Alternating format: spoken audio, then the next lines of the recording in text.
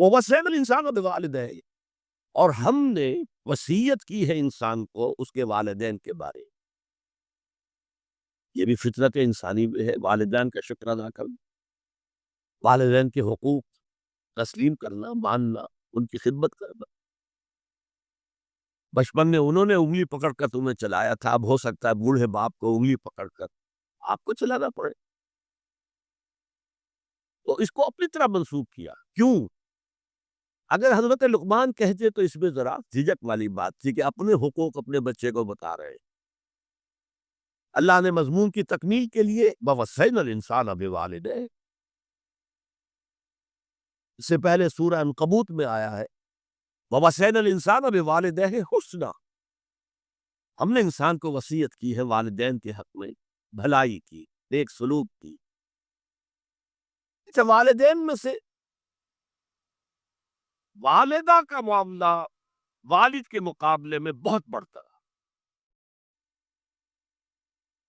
والد تو آپ کو معلوم ہے جو بھی ایک تعلق ہوا بیوی سے، اس کے بعد کا جو سارا معاملہ ہے وہ تو ماں کے پیٹ میں، ماں کا خون چوس کر وہ بچہ پل رہا ہے۔ حملتہ امہ وہنا علی وہن، اسے اٹھائے رکھا اس کی ماں نے کمزوری پر کمزوری جھیل کر، وفصالہ فی عامین، پھر 2 سال تک جو کی طرح چمٹا رہا ہے اور اس کا دودھ پیتا رہا ہے، اس کی توانائی سک کرتا رہا۔ لہذا والدہ کا حق والد کے مقابلے میں ایک حدیث نبوی کی روح سے 3 گنا ہے۔ یہ بہت اہم نکتہ ہے۔ یہ ایک حدیث میں آتا ہے کہ ایک صحابی نے حضور سے پوچھا، حضور میرے حسن سلوک کا اولین مستحق کون ہے؟ فرمایا تیری ماں۔ کہا ان کے بعد؟ اور فرمایا تیری ماں۔ تیسری مرتبہ پوچھا، ان کے بعد؟ تیری ماں۔ چوتھی مرتبہ پوچھا تو کہا تیرا باپ۔ گویا کہ والدہ کا حق، اس کی خدمت، اس کے ساتھ نرمی، کہیں اس کے دل کو ٹھیس نہ پہنچا دینا، اس لیے کہ بڑا سخت قسم کا نفسیاتی معاملہ ہوتا ہے۔ آپ کو معلوم ہے جب بچے تھے ہم تو اپنے والدین کی محبت کا مرکز تھے، ان کی ساری محبت ہم پر مرکوز تھی، ہم بھی کی شفقت کو مانتے تھے اور کرتے تھے۔ ہماری شادی ہو گئی، اولاد ہو گئی تو ہمارا ایک نیا مرکز محبت وجود میں آ گیا، بیوی سے محبت ہے، اولاد سے محبت۔ اب بوڑھے والدین کے اندر پیاس پیدا ہوئی محبت، یہی ہمارے ہاں ساس بہو کا جھگڑا جو ہے اس کی اصل بنیاد نفسیاتی ہے کہ ان کے دلوں میں پیاس۔ اب اگر ان کی دل جوئی کی جائے، ان کو وقت دیا جائے، ان کے پاس بیٹھا جائے، ان کی باتیں سنی جائے، تب تو ان کو کچھ نہ کچھ جو ہے تسکین ہوتی ہے، ورنہ ایک بڑا احساس محرومی شدید پیدا ہو جاتا ہے۔ یہی وجہ ہے کہ صرف 2 چیزیں ہیں جن کا محض دیکھنا تعظیم اور محبت کے ساتھ موجب ثواب ہے، عبادت۔ خانہ کعبہ کو محض دیکھنا عبادت ہے، بیٹھ کر تعظیماً دیکھتے رہو، طواف بھی نہیں کر رہے، دیکھنا عبادت۔ اور بوڑھے والدین کو محبت بھری نگاہ سے دیکھنا عبادت۔ تو یہاں اللہ صاف فرما رہا، اشکر لی ولوالدیک، پہلا شکر میرا ہے، خالق میں ہوں، والدین کے دل میں شفقت میں نے ڈالی ہے، مقدم شکر میرا ہوگا۔ ولوالدیک، مخلوق میں سب سے زیادہ شکر والدین کے، اور یہ قرآن میں 5 جگہ آیا۔ وَقَضَىٰ رَبُّكَ أَلَّا تَعْبُدُوا إِلَّا إِيَّاهُ وَبِالْوَالِدَيْنِ إِحْسَانًا، سورہ بنی اسرائیل، سورہ بقرہ میں ہے، سورہ نساء میں ہے۔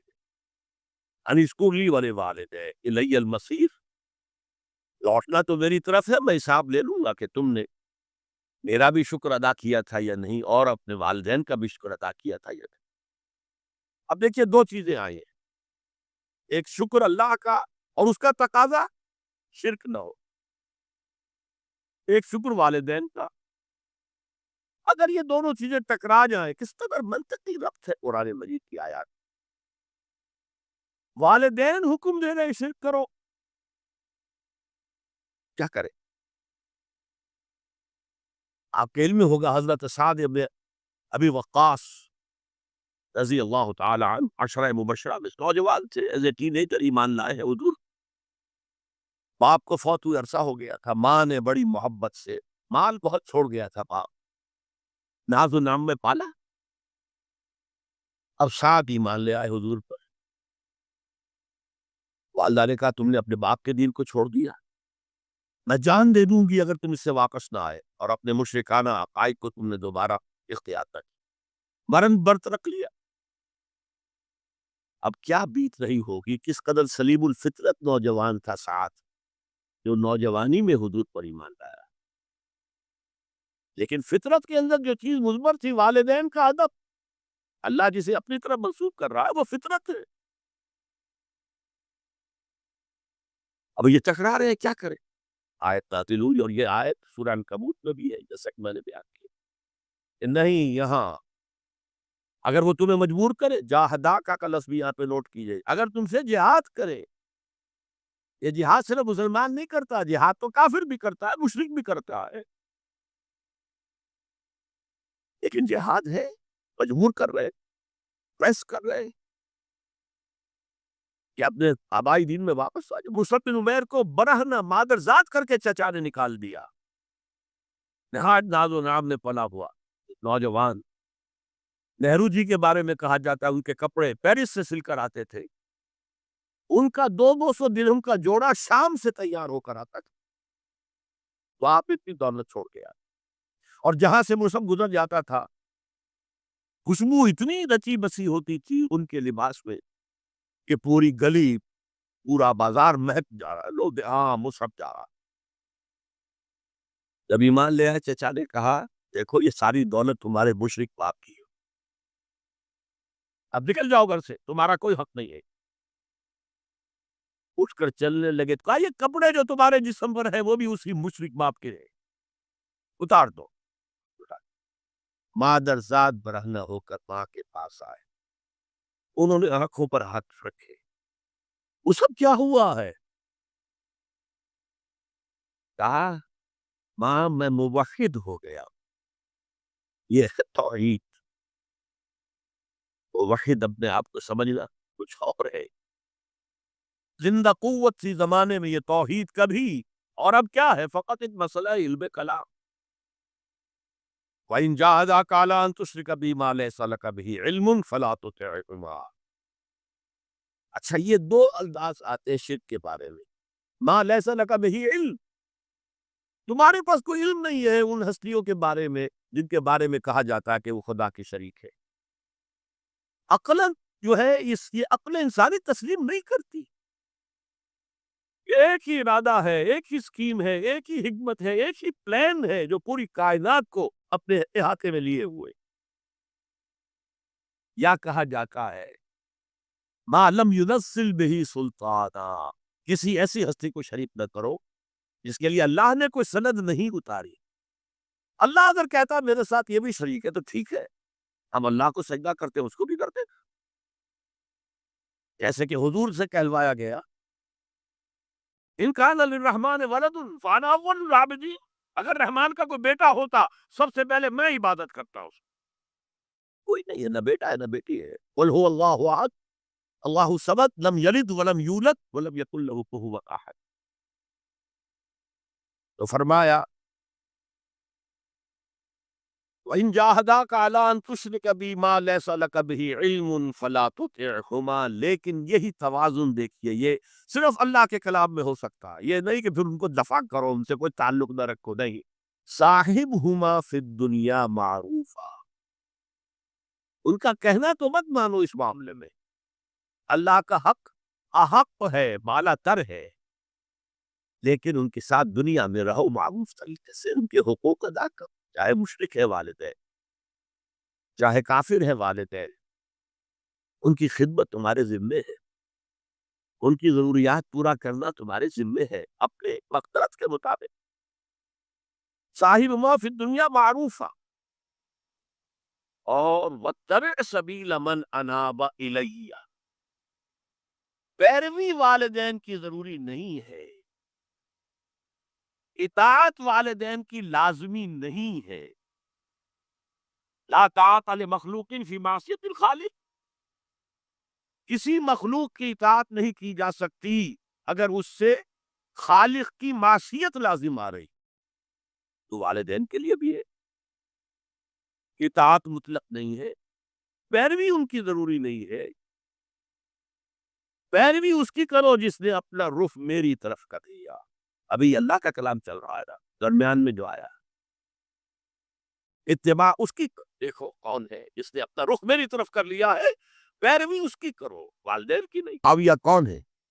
وہ خود ایک صحابی رسول ہے، جلیل القدر صحابی رسول ہے، اور آپ کو میں نے کل بھی بتایا تھا کہ حضرت معاویہ رضی اللہ تعالیٰ عنہ کی ایک ہمشیرہ ام حبیبہ رضی اللہ تعالیٰ عنہ حضور کے ازواج مطہرات میں سے ہے، تو حضور کے گویا کے برادر نسبتی ہوئے۔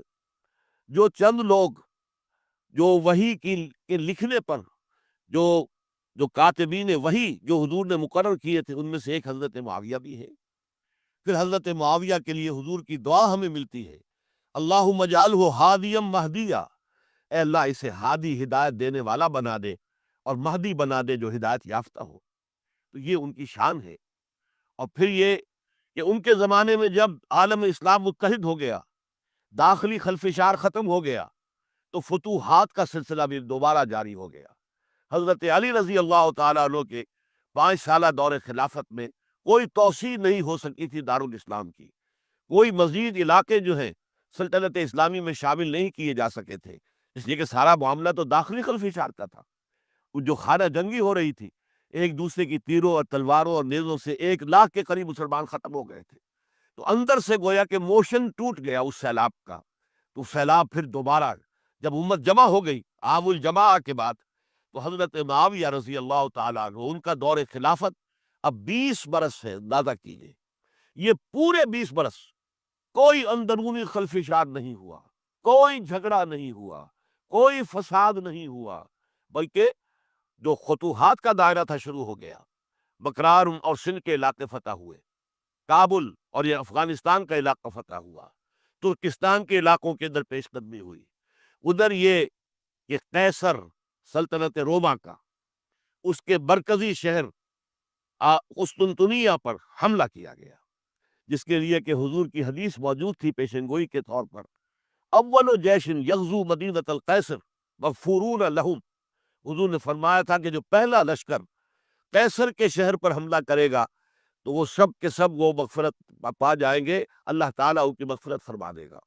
اگرچہ کامیابی نہیں ہوئی، لیکن اس پیشن گوئی کی وجہ سے آپ کو معلوم ہے کہ حضرت ایوب رضی اللہ تعالی عنہ ان کو بھی اس پیشن گوئی کی وجہ سے، حالانکہ 90 برس سے اوپر عمر کی، لیکن وہ بھی کہا انہوں نے کہ میں بھی اس میں جانا چاہتا ہوں، چنانچہ اس لشکر میں گئے، وہی فوت ہوئے۔ بہرحال یہ سارے کارنامے اپنی جگہ پر، امن و امان اپنی جگہ پر، اس کے باوجود اہل سنت والجماعت حضرت معاویہ کے دور خلافت کو خلافت راشدہ میں شامل نہیں سمجھتے۔ اس کی وجہ کیا ہے؟ خلافت راشدہ کی شرط اولین قرآن مجید کے حکم کے مطابق امرہم شورا بینہم، مسلمانوں کے باہمی معاملات باہمی مشورے سے طے پاتے۔ حضرت ابوبکر صدیق رضی اللہ تعالیٰ عنہ سقیفہ بنی سعدہ کے اندر مشورے کے بعد ان کو منتخب کیا گیا اور ان کے ہاتھ پر بیعت ہوئی۔ حضرت عمر رضی اللہ تعالیٰ عنہ کو حضرت ابوبکر نے مسلمانوں سے مشورہ کر کے پھر نامزد کیا۔ حضرت عثمان کے لیے حضرت عمر رضی اللہ تعالیٰ عنہ نے اپنے جانشین کے لیے 6 افراد پر مشتمل کمیٹی بنا دی، جو بڑے سے بڑے جو اصحاب جو جن کے بارے میں کہا گیا ہے کہ جن کو دنیا ہی میں بشارت دے دی گئی تھی، جو عشرہ مبشرہ میں سے جو باقی تھے، ان کے اوپر مشتمل کمیٹی بنا دی کہ آپ لوگ طے کر لیں اور اپنے سے کسی ایک پر جمع ہو جائیں۔ اس اعتبار سے حضرت علی کے ہاتھ پر بھی جو بیعت ہوئی ہے تو وہ اہل مدینہ کے دباؤ پر ہوئی ہے، ان کے مطالبے پر ہوئی ہے۔ حضرت علی خود جو ہے وہ خلافت کے مدعی نہیں تھے، بلکہ انکار کرتے رہے، کیونکہ فتنے کا دور تھا، حضرت عثمان شہید ہوئے تھے، مسلمانوں کے دل زخمی تھے۔ اس حالت میں وہ سمجھتے تھے کہ اگر میں یہ خلافت جو ہے اپنے ہاتھ میں لے لوں گا تو ہو سکتا ہے کہ اس کا حق ادا نہ کر سکوں، لیکن یہ کہ جب انہوں نے دیکھا کوئی اور بھی تیار نہیں، طلحہ بھی تیار نہیں، زبیر بھی تیار نہیں، تو آخر مسلمانوں کو بغیر امارت کے چھوڑا تو نہیں جا سکتا، تو حضرت علی نے وہ قبول کر لی۔ حضرت حسن کے بارے میں بتا چکا ہوں کہ ان کے بارے میں لوگوں نے کہا تو حضرت علی نے فرمایا میں نہ حکم دیتا ہوں نہ روکتا ہوں۔ لیکن حضرت امیر معاویہ رضی اللہ تعالیٰ عنہ صحابی بھی ہیں، حضور کے قرابت دار بھی ہیں، کاتبین وحی میں سے بھی ہیں، پھر ان کا دور حکومت امن، سکون، اطمینان، ہر طرح سے جو ہے 20 برس تک